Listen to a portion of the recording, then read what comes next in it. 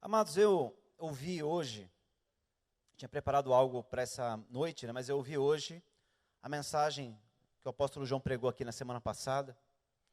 E realmente ele falou a respeito de um tempo, de uma oportunidade de Deus que Ele está abrindo sobre a nossa igreja, sobre o Brasil. E eu estava presente, nas reuniões de oração, junto com os irmãos que estiveram aqui na conferência da semana retrasada, e eu pude ver a unção que eles carregam, a graça. Fui testemunha, senti algo muito especial também, e a gente tem entendido que Deus está nos falando alguma coisa nesse sentido de nós entendermos melhor o que é ser família de Deus. E é um tempo de oportunidade, e eu meditando na mensagem que ele pregou, eu estava pensando em alguns temas, e aí aquele esboço que eu estava preparando, eu deixei um pouco de lado, comecei a meditar em outras coisas e orar, e Deus me fez lembrar de algo que nós compartilhamos aqui, nem sei se foi esse ano ou se foi o ano passado, com os líderes.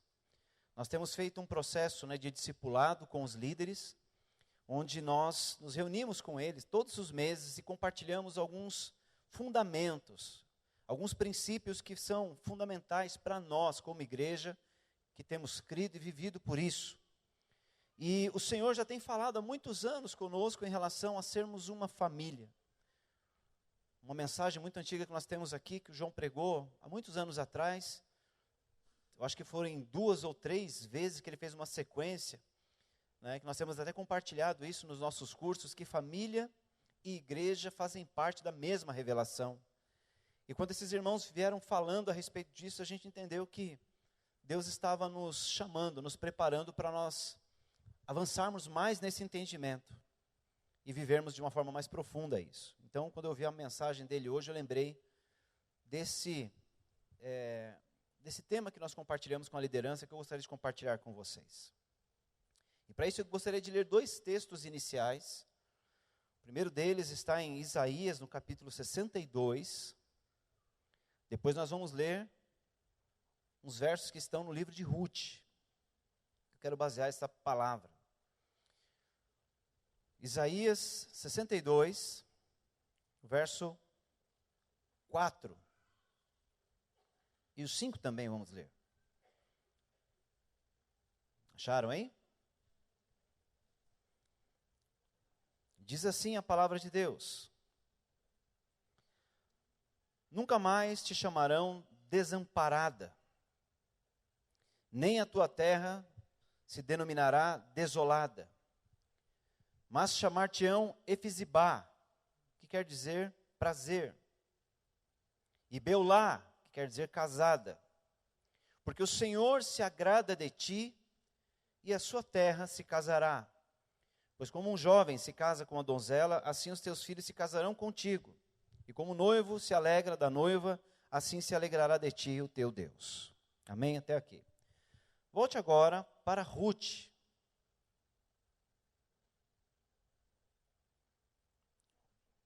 Para ficar fácil achar Ruth, aí você vai achar Samuel, 2ª, 1ª, é um livro anterior aí a 1 Samuel. Eu quero ler o capítulo 1, o verso 16 em diante. Depois eu vou explicar e contextualizar esses versos que nós vamos ler aqui. Mas diz assim a palavra de Deus. Respondeu, porém, Ruth: não me peças que te abandone e deixe de te seguir, porque aonde quer que tu fores, irei eu. Aonde quer que pousares, ali pousarei. O teu povo será o meu povo, o teu Deus será o meu Deus. Onde quer que morreres, morrerei eu, e ali serei sepultada. Assim me faça o Senhor, e outro tanto, se outra coisa, que não seja a morte do que me separar de ti. Vendo Noemi, que de todo ela estava resolvida a ir com ela, deixou de lhe falar isso. Amém? Eu li 2 textos, amados, que estão ligados a casamento e a aliança. Eu queria falar do poder do casamento e o poder da aliança com vocês. O primeiro texto, entre tantas profecias que Isaías trouxe em relação a Israel, ele traz um quadro aqui da desolação de Israel por conta, vou dizer assim, da prostituição do povo. Não uma prostituição sexual, mas uma prostituição de idolatria. Uma prostituição que buscava outro tipo de fonte, a não ser Deus e a não ser a promessa que Deus havia dado para o seu povo.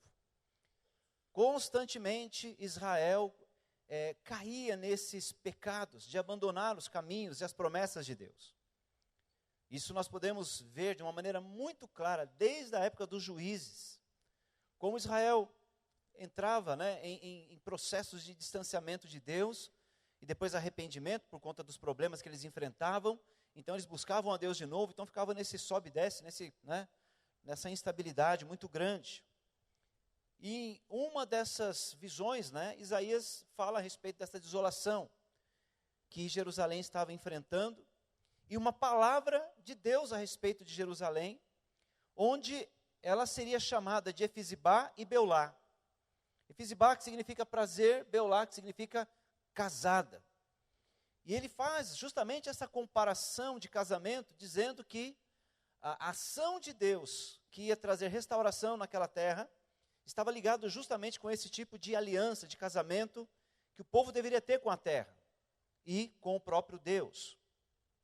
O outro texto que nós lemos é um texto muito conhecido, uma história muito conhecida de Ruth, uma mulher que não era do povo de Israel, moabita, era descendente de inimigos, de um povo inimigo de Deus, do povo de Deus.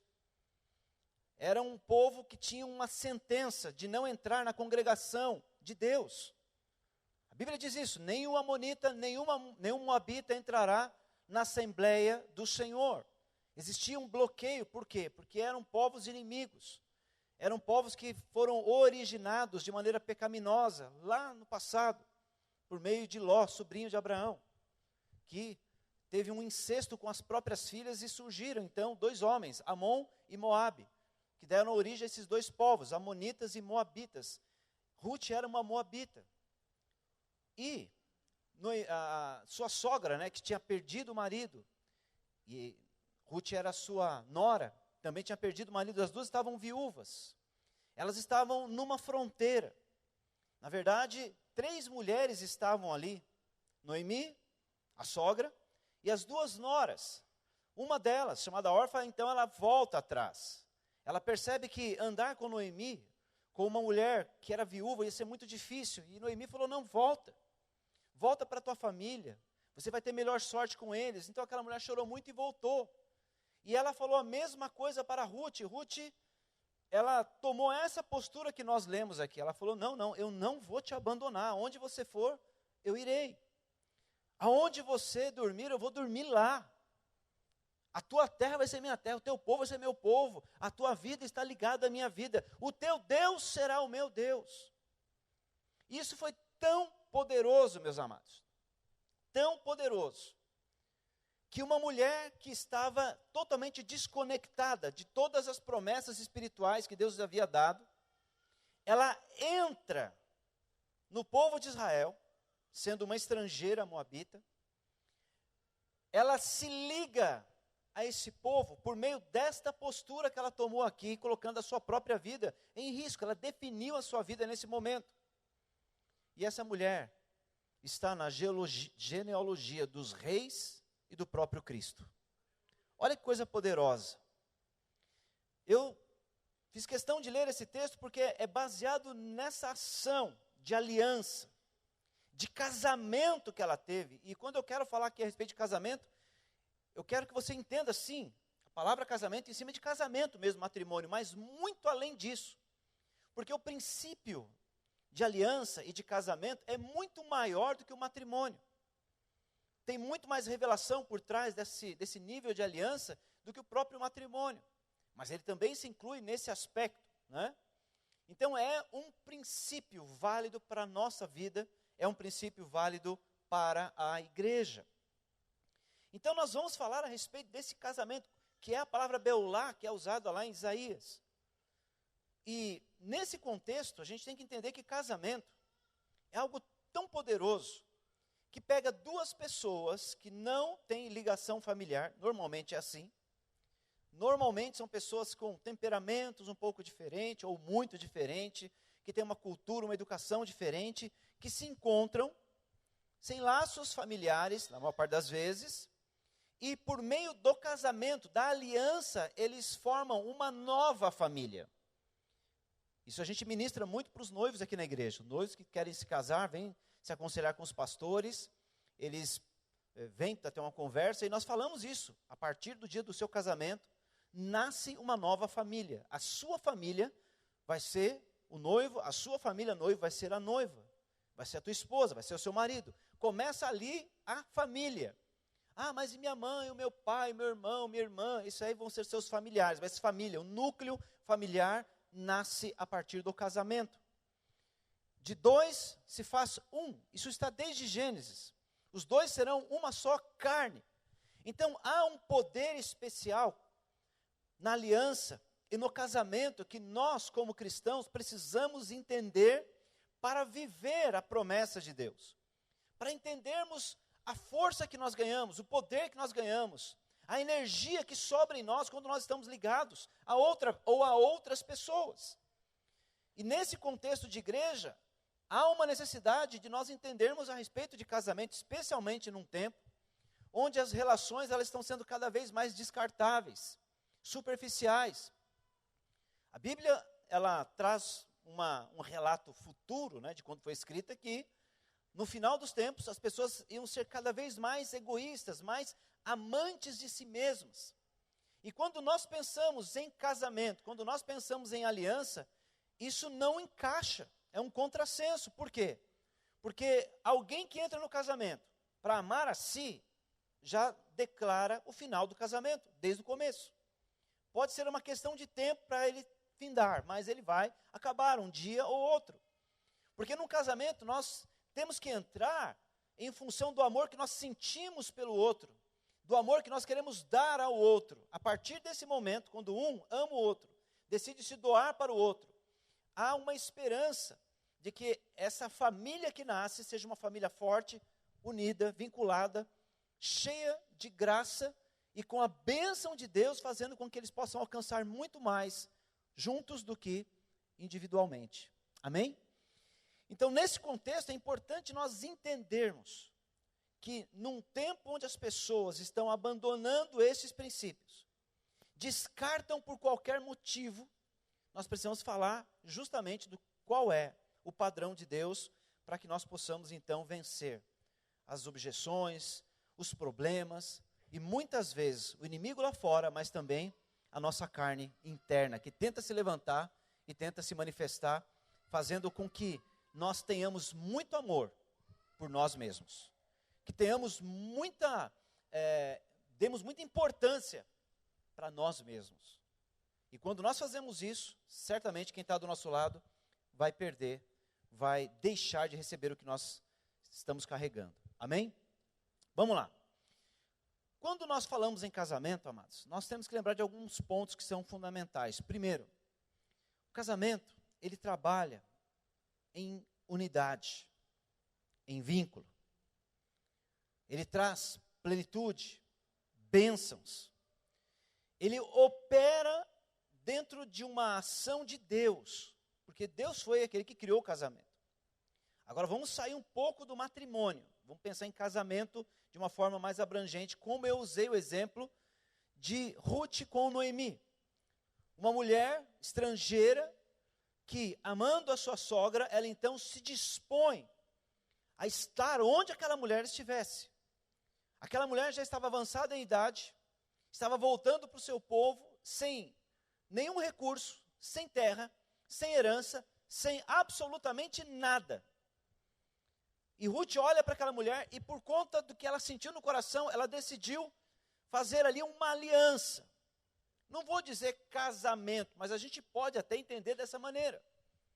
E ela então começa a andar com Ruth na sua terra, porque Ruth quis, Ruth desejou, definiu e estava com ela por conta disso. Ouvindo os conselhos da sua sogra, ela casa novamente com um homem muito rico. e ela então restabelece tanto a sua própria vida, que ela também era viúva, quanto a vida da sua sogra. Todo este milagre aconteceu pelo poder da decisão, pelo poder da aliança, pelo poder de entender que esse tipo de casamento atrai a bênção de Deus sobre a vida de uma pessoa que assim decide. Da mesma maneira, na igreja, se nós entendermos isso, se entendermos o poder da aliança, se entendermos o poder do casamento, a gente vai começar a casar com algumas coisas que Deus colocou na nossa vida. Mas para isso nós precisamos ter revelação, precisamos ter entendimento, precisamos ter clareza do que Deus tem colocado na nossa vida. Por quê? Porque nós não podemos casar com qualquer coisa. Eu sou casado, eu não casei com qualquer uma. Eu casei com a mulher mais especial do mundo. Amém? Aí os maridos falam assim, a minha também, então vai ficar uma discussão aqui, mas para mim é a mais especial do mundo. Então, não é qualquer uma. Eu não tenho o mínimo desejo, não passa pela minha cabeça outra pessoa.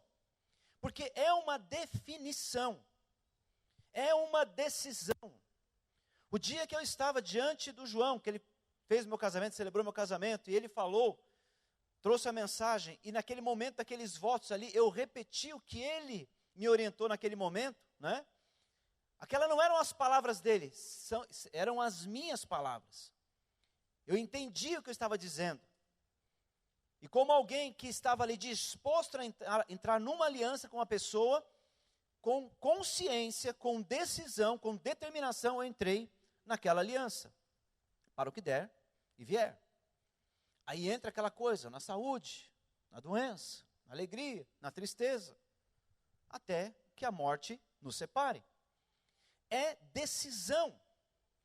E eu entendo, amados, que o que eu vivo na minha vida em termos da bênção de Deus tem a ver com essa decisão. Não estou dizendo que tudo aquilo de bom na minha vida é por causa do meu casamento, longe disso. Mas eu digo para você que boa parte das coisas que Deus tem operado na minha vida é em função de eu ter entendido o poder desta aliança que eu tenho com a minha esposa, com a minha família, né, que a gente começou há 20 anos atrás e estamos juntos até hoje. Então, há um poder nisso. Há uma ação de Deus nesse processo que a gente precisa abrir os olhos para quê?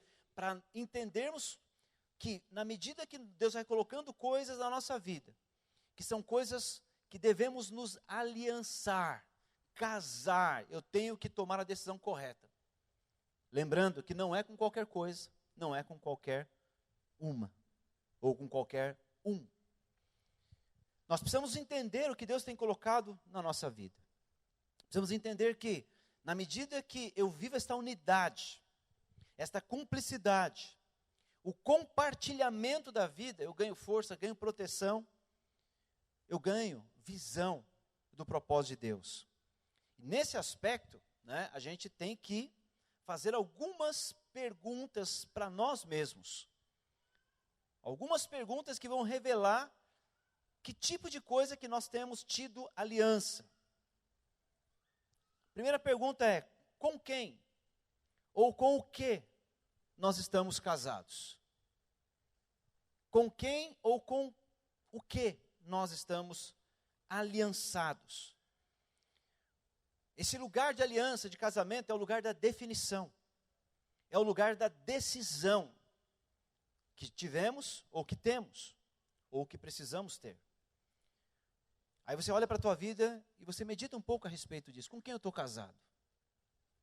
Com que eu estou casado na minha vida? Uma outra pergunta. De repente você tem um monte de coisas que você está casado. Essas coisas têm feito bem ou têm feito mal a você? Veja bem, às vezes a gente casa com coisas que não são boas. Deus não preparou para a gente. Não estou dando aqui motivo para você que de repente está falando, ei, meu marido é um traste, vou me separar dele, tá? Não estou falando isso. Estou falando de coisas agora. Estou saindo um pouco do campo do matrimônio. Estou saindo desse campo. Embora se existam dificuldades no casamento, a igreja está aqui para ajudar e para orientar. Em casos mais drásticos, né, em termos de saúde, de proteção, de violência, claro que a gente sabe que um casamento, ele pode chegar ao fim. mas não é a vontade de Deus. Por isso que se você vive algo assim, né, aproveitando até para abrir um parênteses aqui, procure o seu pastor para conversar. Não deixe a coisa piorar para depois não ter como voltar atrás. Amém?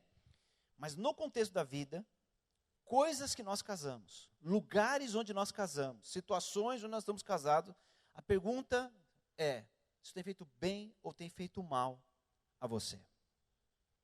Esses casamentos, essas alianças, elas estão dentro ou estão fora da vontade de Deus? É o que a gente tem que checar na nossa vida. Temos que pensar muito bem nisso.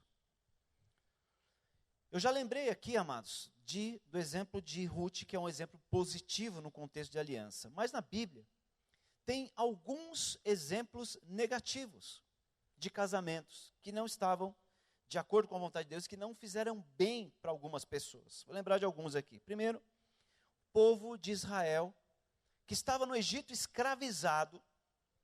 Deus então, com mão forte, braço estendido, tira o povo de lá e o conduz por meio de um monte de sinais e maravilhas, e o mar se abrindo, eles atravessaram para uma terra que Deus tinha prometido para eles. Mas aquele povo, andando no deserto, indo na direção da terra prometida, eles tiveram vários problemas. Por quê? Porque eles ainda se sentiam casados com o Egito. O Egito era bom? Não. O Egito era opressor. Era um país que os colocava na condição de escravos. Provavelmente trabalhavam todos os dias, sem folga, do nascer do sol ao pôr do sol, e às vezes até mais, trabalhando forçadamente debaixo de chicotada, e surra, e castigos, e tantas coisas. E aquele povo, no deserto, ainda assim, ficou com o coração ligado ao Egito. Por quê? Porque no Egito, por mais que eles trabalhavam demais, apanhavam, e tinham todas as condições terríveis nas quais eles viviam, lá tinha carne, de vez em quando. Tinha água, e no deserto não tinha nada disso. Então, cada momento onde o povo, no deserto, se via numa situação de incerteza, no lugar de confiarem em Deus, eles lembravam do Egito. É muito parecido, como nós estamos falando de casamento aqui, com alguém que casa, mas que fica lembrando do ex-namorado ou da ex-namorada. É legal isso? Não, de maneira alguma. Tem um livro, qual que é o livro que eu li isso? Eu não vou lembrar, mas talvez alguém tenha lido aqui e vai me ajudar aqui. Mas o autor ele escreveu assim, que ele estava chegando em casa, é um exemplo, tá? Ele estava chegando em casa e ele encontrou a sua esposa, que tinha casado com ela depois de 5 meses. Estavam praticamente vivendo ainda a lua de mel. Ele chega em casa e vê a mulher toda arrumada, e se arrumando ainda, né, se pintando e tal. E ele fala, ué, tinha algum compromisso hoje que eu não estou sabendo, que eu esqueci? Ela falou, não, vou sair sozinha. Mas você vai sair sozinha? Sim, vou sair sozinha. Com quem que você vai encontrar? Com um ex-namorado. O autor estava falando e fazendo uma analogia, né, de como nós, muitas vezes, fazemos com Deus. Às vezes a gente está na igreja, estamos vivendo o primeiro amor, de repente, né, a gente começa a pensar naquelas coisas do passado, e daquela vontade de fazer aquelas coisas que a gente fazia. Ele trouxe nesse paralelo, né, não aconteceu mesmo com ele, ainda bem, né, espero que não tenha acontecido mesmo, né, mas é um exemplo a ser pensado, né. Agora, já pensou alguém casado ficar pensando em outra pessoa? Como é que chama isso? Como é que chama isso? Adultério. Se encontrar com alguém e tiver algum tipo de contato com aquela pessoa, seja em palavras, em carícias, seja no que for, é adultério, não é? É. E se não acontecer? Só pensamento, só desejo, só vontade. É adultério ou não é? Já é adultério. Jesus falou isso. Jesus trouxe esse parâmetro. Então, amados, olha só como a questão da decisão é importante. Da postura é importante.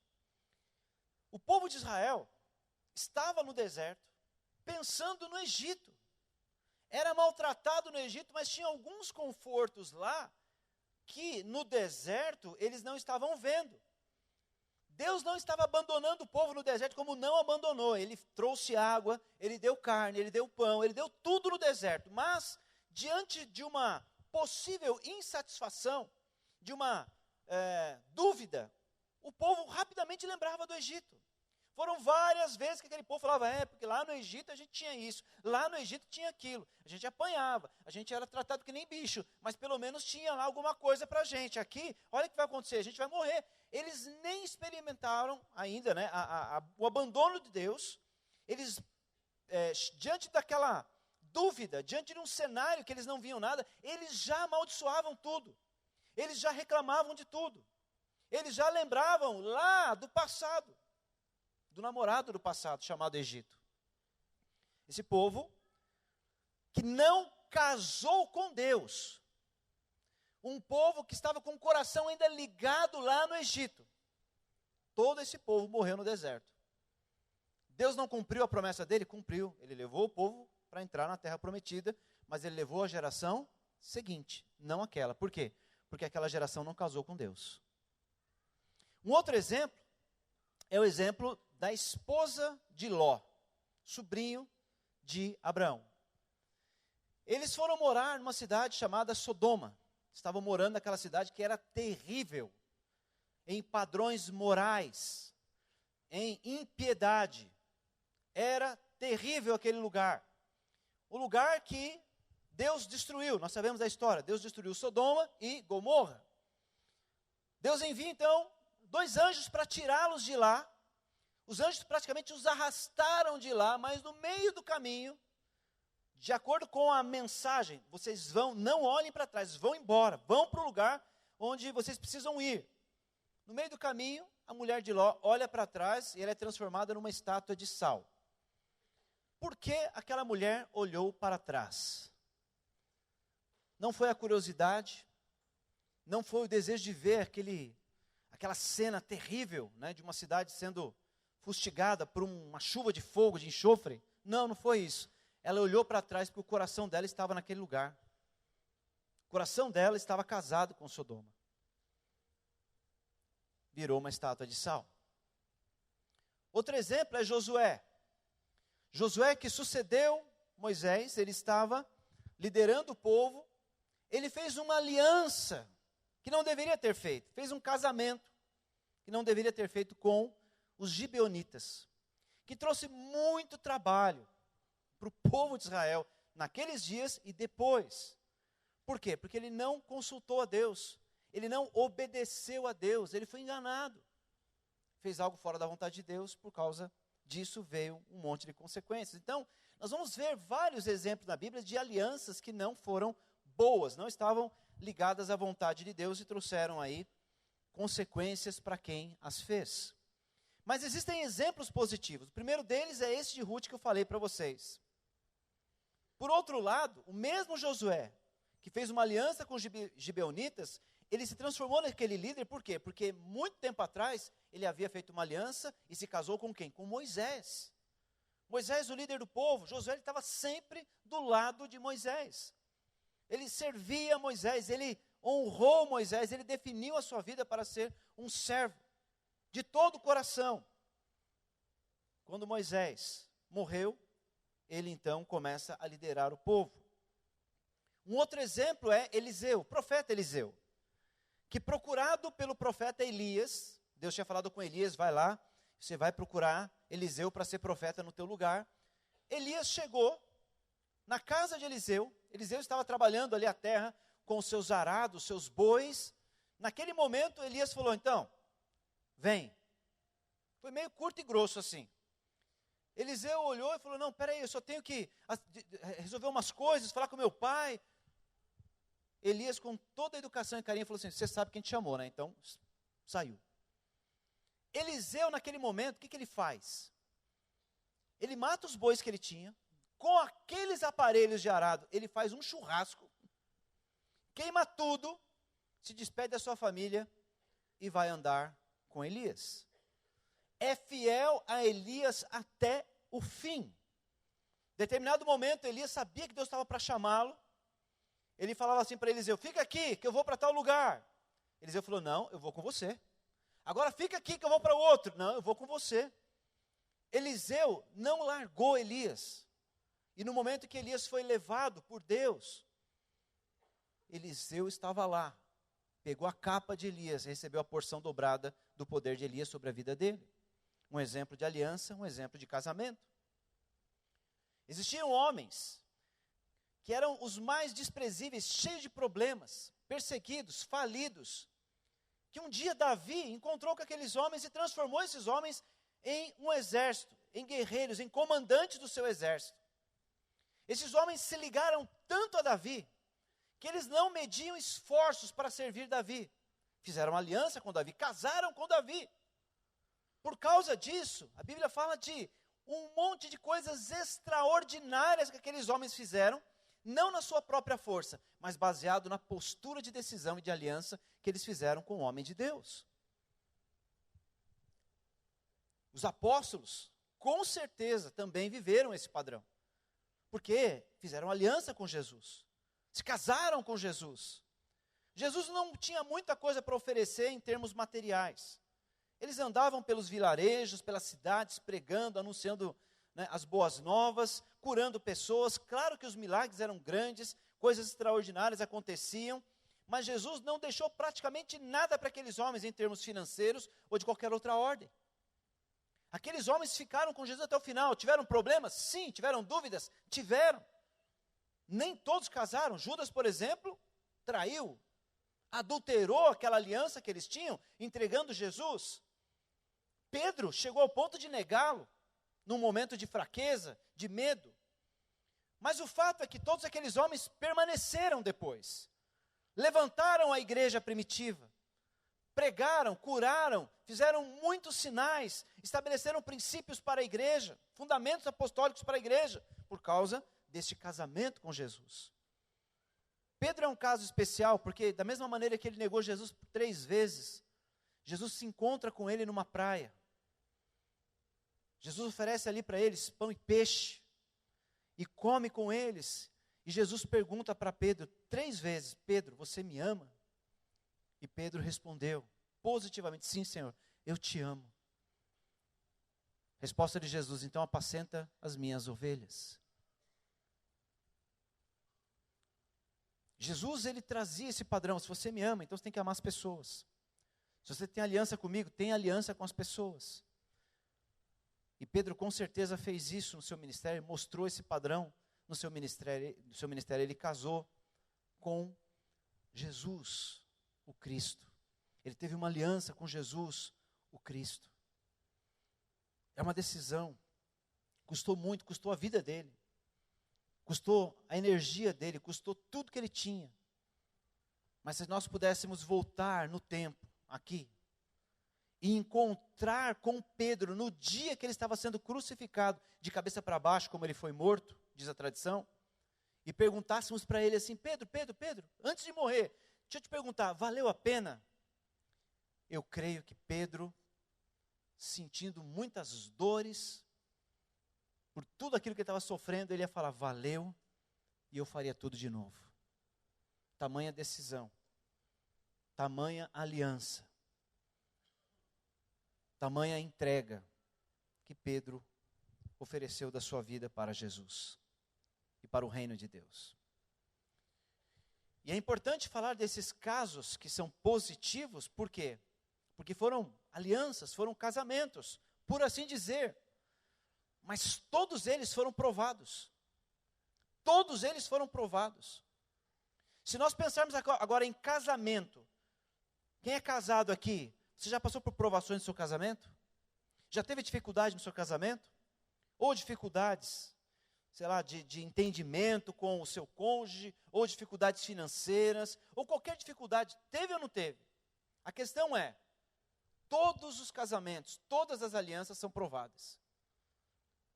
A questão é se nós vamos mantê-la ou não. Se nós vamos permanecer nela ou não.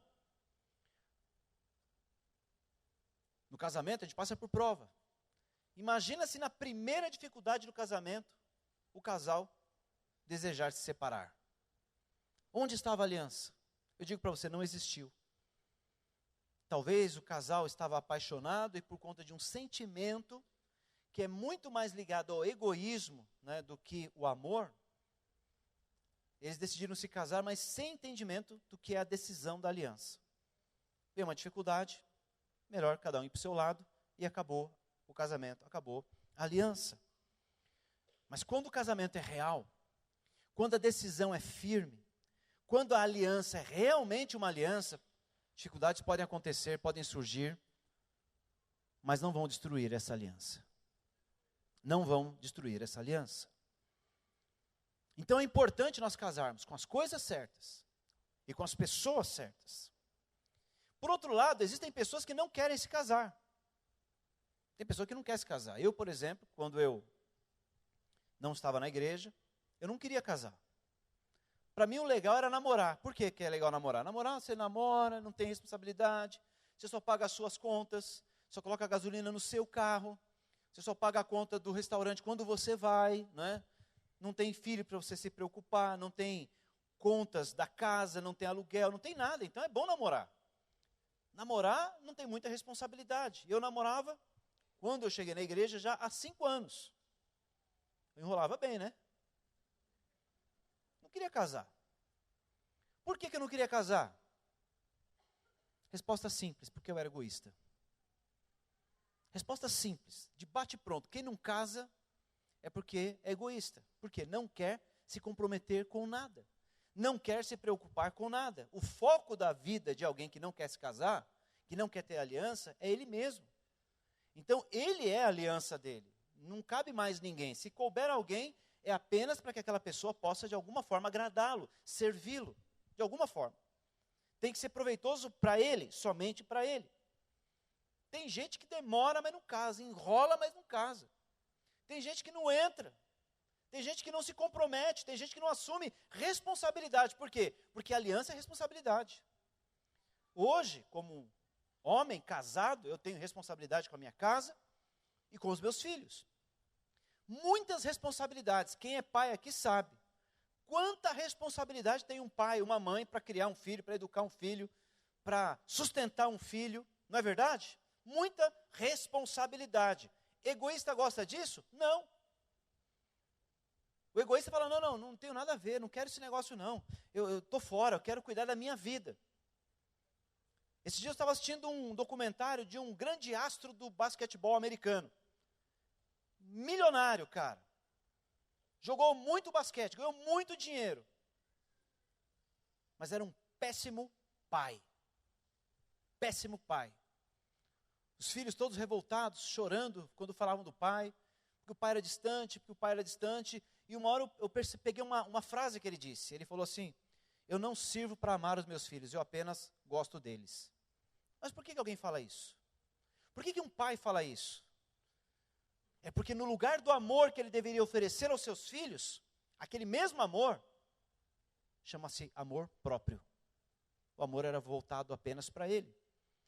Quantos homens e mulheres não são assim hoje? Deixam de amar o seu cônjuge porque amam a si. Deixam de amar os seus filhos porque amam a si. Deixam de amar os irmãos porque amam mais a si. Deixam de amar a Deus porque amam mais a si mesmos. É um grande problema. Pessoas que não casam estão dizendo, eu quero casar comigo mesmo, não quero casar com ninguém. Eu quero apenas ter as responsabilidades ligadas à minha própria vida, não com a vida de ninguém. É um problema de egoísmo. Agora, no reino de Deus, amados, isso não cabe. Deus é um Deus de aliança. Aliás, Deus é um Deus de alianças. Ele fez várias alianças com a humanidade desde a criação. A personalidade de Deus, a identidade de Deus sempre vai expressar algum nível de aliança. E nós estamos aqui hoje por causa de uma aliança de Deus, amém? Foi celebrada em Cristo Jesus. Mas no reino de Deus, alguém que não quer se comprometer, alguém que não quer casar, alguém que não quer se aliançar, alguém que não quer fazer parte de um corpo, no sentido coletivo e corporativo, essa pessoa, ela não entendeu o que é o reino de Deus. Muita gente hoje quer namorar a igreja. Muita gente hoje quer namorar a célula. Muita gente hoje quer namorar o culto. quer namorar uma denominação, quer namorar uma palavra, quer namorar um ensinamento teológico, quer namorar todo tipo de movimento e visão. Pouca gente quer casar com ela. Namoro, escuta bem o que eu estou falando, não é compromisso, sério. Vamos pensar do que nós ensinamos aqui na igreja. Nós ensinamos que uma pessoa para se casar, ela primeiro tem que conhecer o seu pretendente. Depende se você gosta de uma pessoa, você que é solteiro ou solteira, conhece alguém ou se apaixona por alguém, conheça essa pessoa. Existe um aconselhamento aqui na igreja para que você primeiro conheça essa pessoa antes de se entregar no sentimento e no namoro. Primeiro, conheça. Depois você vai namorar com aquela pessoa. Você vai namorar com ela em que sentido? Para conhecê-la mais um pouco. Conhecer a família, conhecer os valores, conhecer os princípios. Você vai conhecer tudo isso. Conhecendo esse contexto, você vai saber se aquela pessoa realmente é para casar ou não é para casar. Agora imagine uma pessoa que só quer ficar namorando a vida inteira. Primeiro, está mostrando que não tem seriedade. Segundo, está mostrando que só quer extrair aquilo que é importante e prazeroso para ela. Terceiro, não é uma pessoa confiável, não é uma pessoa séria, porque ela está à frente. Quarto, não quer assumir compromissos. E tem outras, quintas, sextas, sétimas razões aí, que a gente poderia somar a essas. Mas pessoas que não casam, ficam só namorando, só flertando. E o pior, né? Hoje em dia tem o ficar, né? Tem gente que fica. Fica aqui, fica ali. Não tem compromisso, não tem raiz. E cada vez mais, amados, a humanidade está avançando para esse tipo de padrão de relacionamento. Tudo descartável. Tudo descartável. Hoje existem aplicativos para solteiros, para pessoas se encontrarem e namorarem por um dia. E muitos casados usam esse tipo de ferramenta, né, para trair, para fazer o que não deve, para cometer adultérios. Mas por quê? Porque são relacionamentos superficiais, decisões superficiais. Ninguém está preocupado em ter uma vida, em ter uma raiz profunda, em ter um comprometimento com outra pessoa. Pensando em termos de relacionamento na igreja, acontece a mesma coisa. Muita gente não está preocupado no quanto que você já andou com alguém, no quanto que aquele lugar talvez tenha abençoado a sua vida, o quanto aquilo acrescentou em você coisas poderosas, profundas. E aí, por um momento, por um relance, a pessoa simplesmente vira as costas e vai embora. Eu tenho observado isso, amados, nesse tempo, não é só na nossa igreja, não, em muitas outras. Tenho conversado com muitos pastores e líderes, estamos vendo esse padrão, repetidamente, pessoas que viram as costas para o casamento que Deus preparou para elas.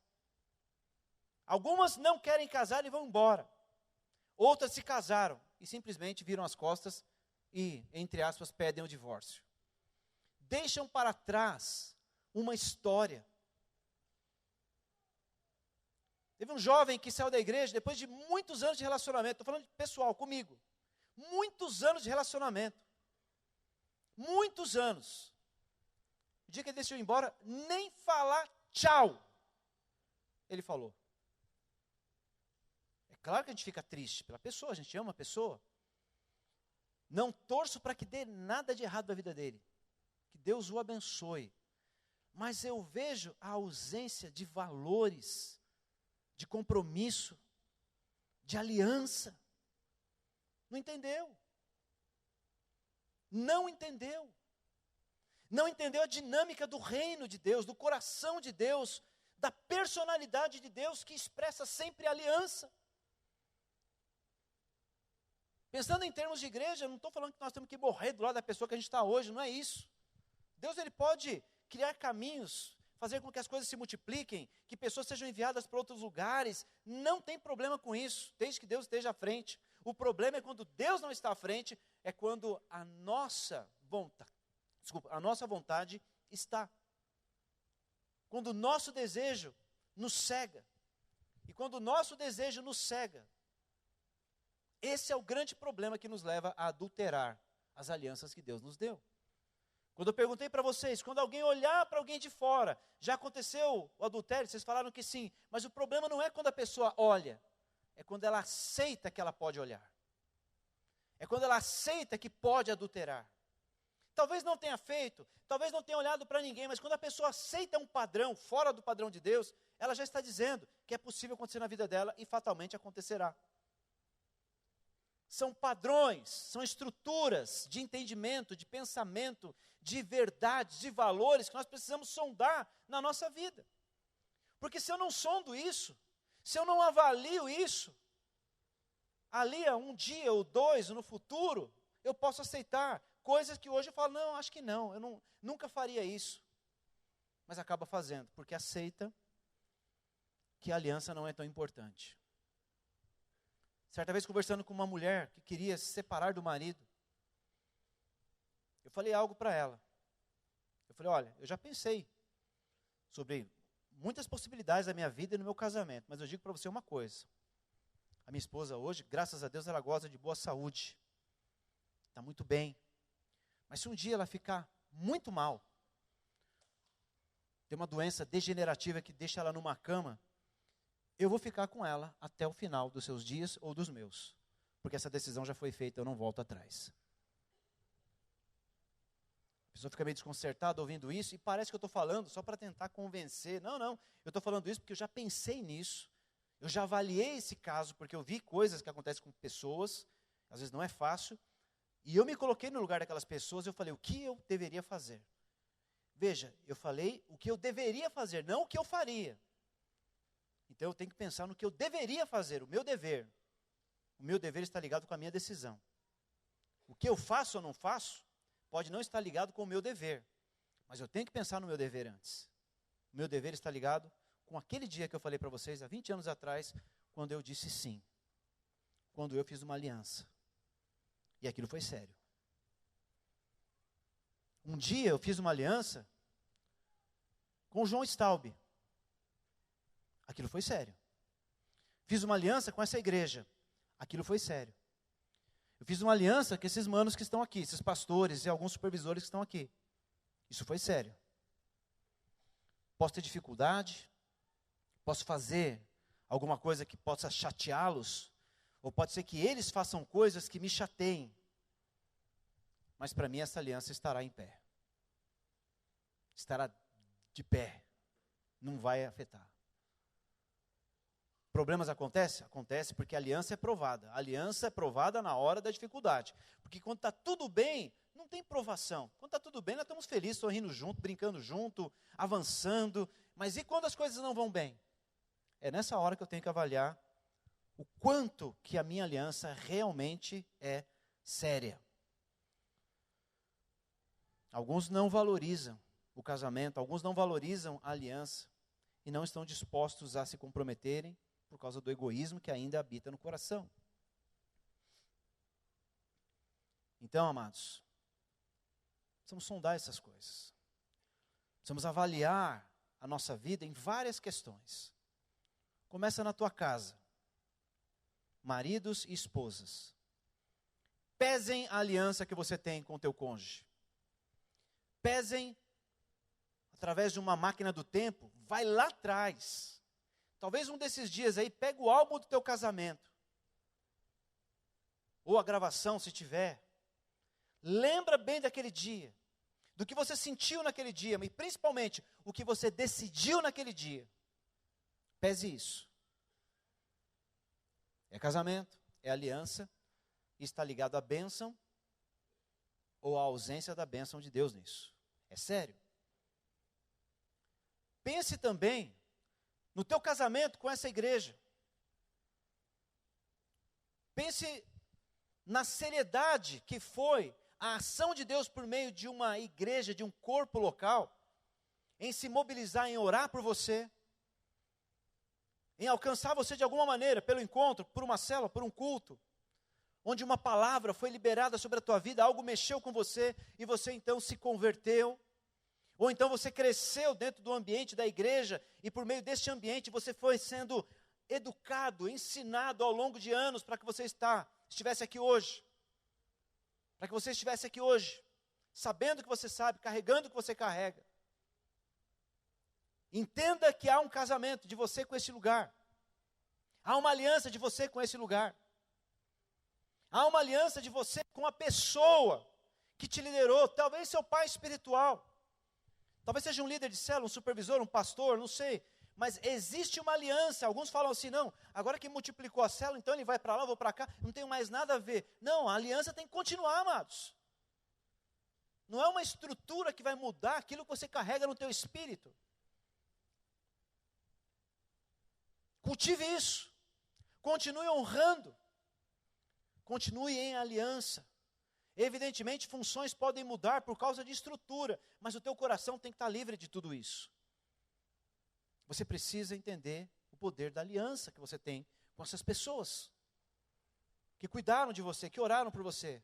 Eu já falei isso aqui algumas vezes, talvez você tenha ouvido ou não, mas eu reconheço e eu agradeço cada uma das pessoas que intercederam pela minha vida, que oraram pela minha vida no começo da minha jornada cristã. Talvez se não fossem essas pessoas eu não estaria aqui hoje. Porque não foram poucas as vezes que eu quis desistir. Existia muita coisa ruim em mim. Mas a igreja, as pessoas, os irmãos, a liderança, grupo de pessoas se mobilizaram e oraram por mim. E eu sou grato a essas pessoas até hoje. Algumas eu perdi o contato. Mas com certeza o que elas fizeram está diante de Deus nos céus. E eu falo, Deus, obrigado por aquelas pessoas.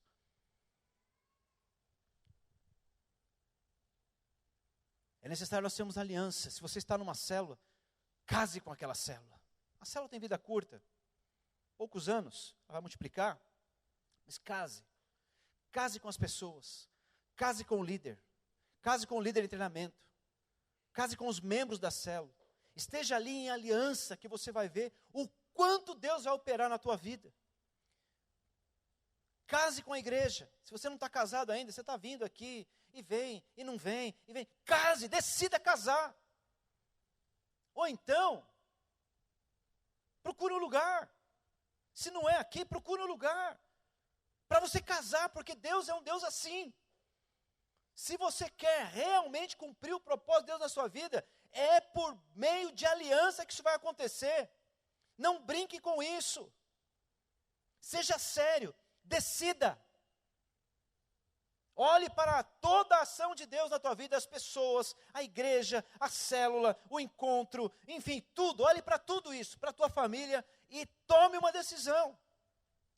Ou você vai casar, ou não vai casar. Mas eu digo para você, se não for aqui, case, mas case com alguma coisa. Mas case com alguma coisa que seja a vontade de Deus. Como eu falei aqui, nós não devemos casar com qualquer coisa. Não devemos casar com qualquer coisa. Pessoas aliançadas e casadas, eu quero terminar com isso. A gente observou que pessoas definidas, pessoas comprometidas, têm algumas características. São pessoas que têm foco. Pessoas que sabem para onde estão indo. Sabem o que estão fazendo. Ah, vai ser tudo mil maravilhas? Não. Tem problema no processo. Tem prova da aliança no processo. Mas pessoas casadas mantêm o foco. Não se distraem. Não abandonam o barco. Elas continuam. São pessoas definidas. São pessoas que têm comprometimento.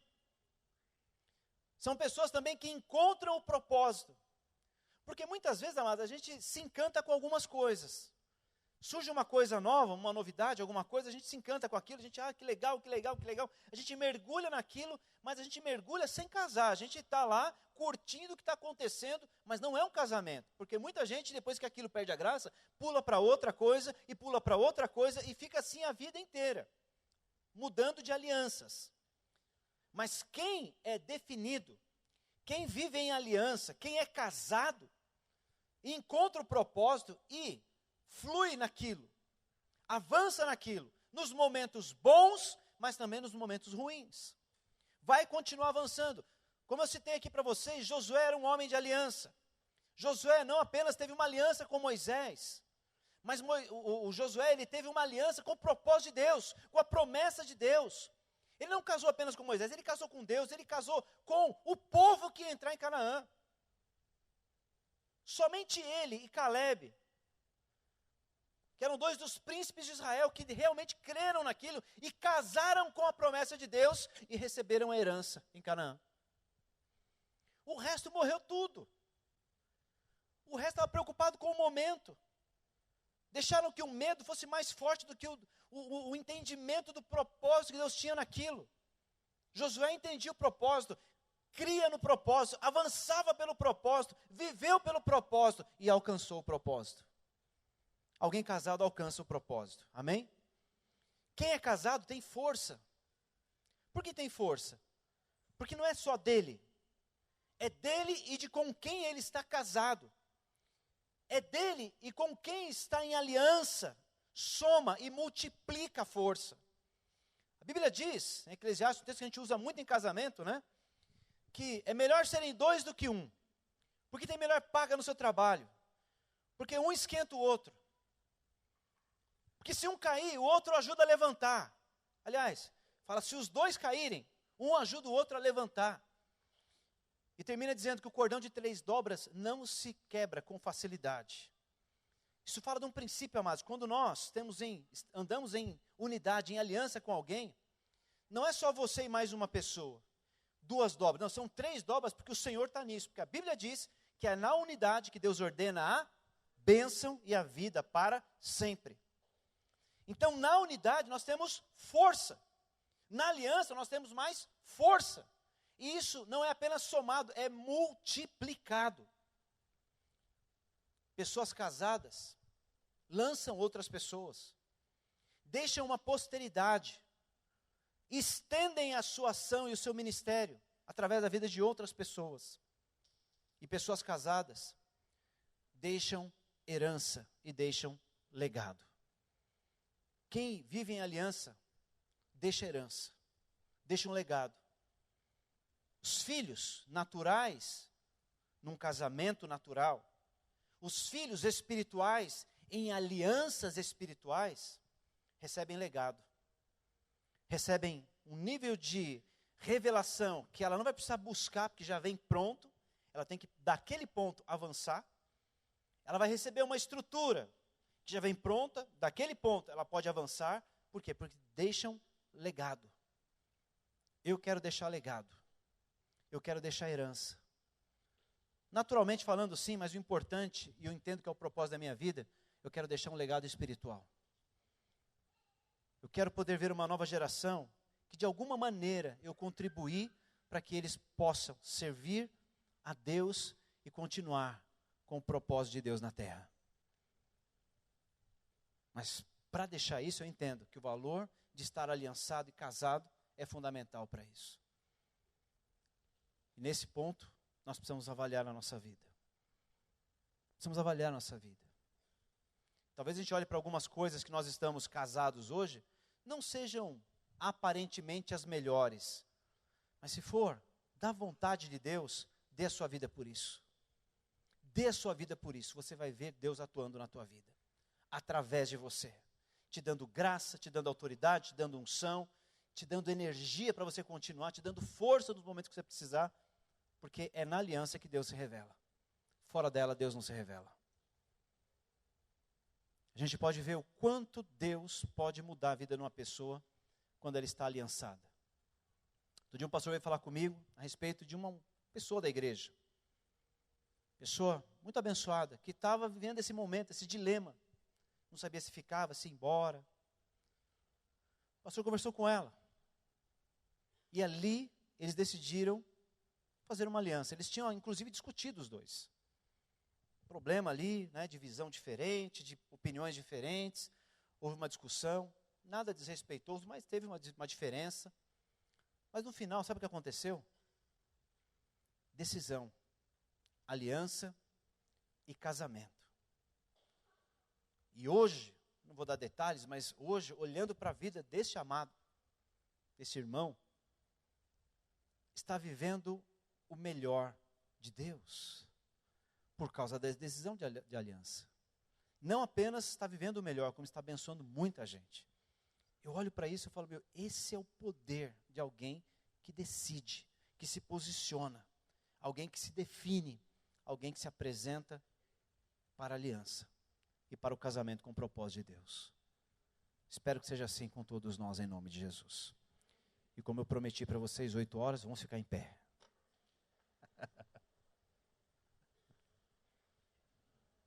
Amém, amados? Eu queria orar com vocês hoje. Eu nem sei se nós temos convidados aqui para a gente falar de Jesus. Já estamos falando dele, mas nem sei se nós devemos hoje fazer aqui um apelo, né, para um convite para que você receba Jesus. Talvez você que trouxe um convidado possa ministrar para ele. Mas o que eu queria de fato, amados, era hoje fazer aqui uma oração de aliança. Nem sei se talvez hoje seja o dia de você procurar o teu líder e orar com ele, falar com ele, né? Às vezes é importante fazer isso, mas talvez hoje nem seja o dia de fazer isso. Mas se você sentir de fazê-lo, pode fazer, não tem problema. Eu não quero controlar nenhuma ação aqui. Mas o que eu quero, amados, nessa oração, é que você avalie bem a sua vida. Avalie bem as suas motivações. Avalie bem o quanto o seu coração está inclinado a fazer uma aliança, ou manter a aliança que você já fez, ou não. Avalie isso, mas com muita seriedade. Às vezes a vida ela vai apresentando um monte de opções para a gente por inexperiência, a gente acaba fazendo o que não deve. E depois de muito tempo, a gente começa a perceber que a nossa vida não avançou tanto assim no propósito de Deus, mas a gente não entende que foi lá atrás numa decisão de desonra a uma aliança que gerou tudo isso na nossa vida. Então, hoje é importante que você avalie. Você pese o seu coração, coloque numa balança espiritual e avalie o que realmente Deus quer, o que realmente Deus revelou a você, mostrou a você, para você estabelecer aliança. E talvez, durante a semana, aí sim, pesando isso, com seriedade, não de maneira superficial, celebre uma aliança com essa pessoa. Nós temos conversado algumas coisas a respeito do ano que vem. O ano que vem vai ser um ano de muita aliança na igreja. Vai ser um ano onde nós vamos viver um padrão de família como nunca vivemos. Guarda isso no teu coração. Já vai começando a colocar isso em prática desde já. Nós precisamos entender o que Deus tem para nós. Precisamos corresponder com isso que Deus tem para nós. Se nós não correspondemos e colocamos o nosso ego à frente, o egoísmo ele vai dominar o nosso coração e ele vai ditar as direções. Não deve ser o teu egoísmo, não deve ser a sua carne que deve fazer isso. Deixa o Espírito Santo te mostrar. E eu sei que ele vai te mostrar. Sabe o que eu estou sentindo agora? Muito forte aqui, que algumas pessoas aqui na igreja vão ter que se arrepender diante de outras pessoas. Porque você fez e falou o que não devia. Desmereceu a aliança, desmereceu a ação de Deus por meio dessa pessoa. Se preciso for, faça isso. Mas pastor, o que vão pensar de mim? Não interessa, o que importa é o que Deus vai pensar de você nesse momento. Se você se posicionar de acordo com o coração dele, que é um coração de aliança.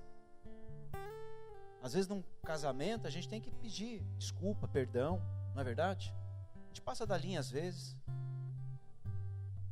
A gente faz o que não deve, a gente fica mal de vez em quando com alguma situação externa.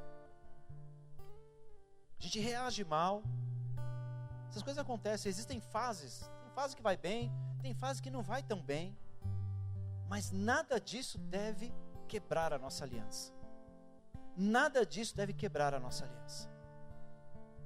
se realmente é uma aliança, e você entender, como eu fiz algumas perguntas aqui, com quem você está casado, isso tem feito bem ou mal a você, e foi preparado por Deus, se você chegar à conclusão que foi Deus que preparou esse casamento para você, mergulhe nele, volte a Ele. A fase vai passar, a aliança não passa. A aliança que fazemos, amados, no padrão de Deus, é eterna. Eu tenho uma aliança com esse lugar, tenho uma aliança com esses pastores, tenho uma aliança com o João, eu tenho uma aliança com os bispos aqui da igreja, eu tenho uma aliança com essas pessoas. Eu preciso honrar isso. Eu preciso honrar isso. Amém? Então pese o teu coração e vamos fazer uma oração diante do Senhor nessa noite, para que o Senhor possa nos mostrar o peso disso. Eu creio que o Espírito Santo ele pode revelar para nós o peso dessas alianças, o quão realmente elas são importantes. Porque se nós permitirmos que elas ficassem não tão importantes, é porque situações nos envolveram. Mas eu creio que o Espírito Santo ele pode abrir os olhos de muita gente aqui nessa noite. Ele pode trazer novamente amor, calor, entusiasmo, alegria, paz, perdão. Ele pode operar tudo isso e muito mais. Então, no seu lugar, se você puder fechar os teus olhos e orar ao Senhor da tua maneira, do teu jeito, apresenta primeiro a sua vida a Ele, ao Deus de aliança, ao Deus de aliança.